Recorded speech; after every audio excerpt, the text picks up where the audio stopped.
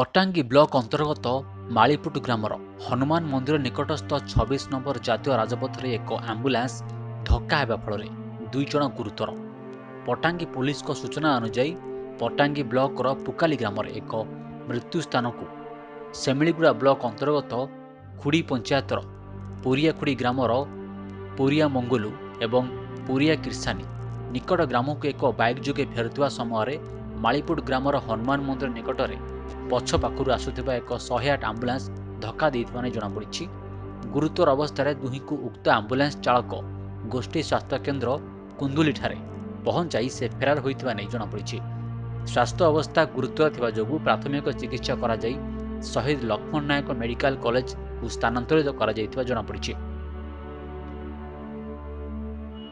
ଏନେଇ ଏକ କେସ୍ ରୁଜୁ କରାଯିବା ସହ ପୁରିଆ ମଙ୍ଗୁଳୁଙ୍କ ମୁଣ୍ଡରେ ଗୁରୁତର ଆଘାତ ହୋଇଥିବା ବେଳେ ପୁରିଆ କିର୍ସାନୀଙ୍କ ମୁହଁରେ ଶକ୍ତ ଆଘାତ ଲାଗିଛି। କୋରାପୁଟରୁ ମେଘା ଗୁଣ୍ଠାଙ୍କ ରିପୋର୍ଟ, ଟିଭିପିସିଆର୍।